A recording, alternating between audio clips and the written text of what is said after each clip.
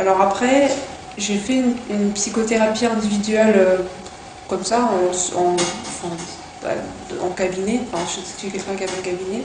C'était une psychologue clinicienne classique. Je pense qu'elle avait été formée de façon très classique. Et puis là, c'était vraiment des...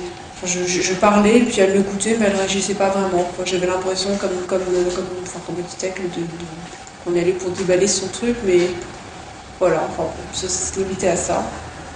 Et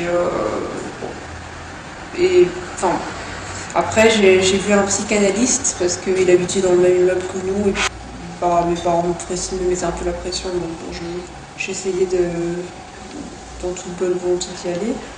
Et alors là, bon, le fait de n'avoir aucun retour du tout, en fait, j'ai senti encore plus qu'avec la psychothérapie précédente que j'avais beau dire ce que je disais, en fait, j'avais l'impression d'être mise face à tous mes problèmes, en fait, et là, je mettais tout à plat, mais on m'aidait pas à faire le tri quoi, dans les pièces, et surtout, personne ne me parlait. Bon, moi, quand j'étais face à des thérapeutes comme ça, j'avais toujours la peur bleue qui me juge, je me disais, mais ils pensent quoi de moi à ce moment-là? Qu'est-ce qu'ils en pensent? Est-ce qu'ils me trouvent à côté de la plaque? Ils me disent rien, et moi, je ne vais pas leur demander. Et comme eux, enfin, je sais pas s'ils l'ont remarqué ou pas en fait, mais ils me disaient pas, mais là vous vous sentez mal à l'aise ou est-ce que ça va, enfin, alors du coup j'en parlais pas. Cette psychanalyse, j'ai quand même continué pendant 6 mois, 2 séances par semaine.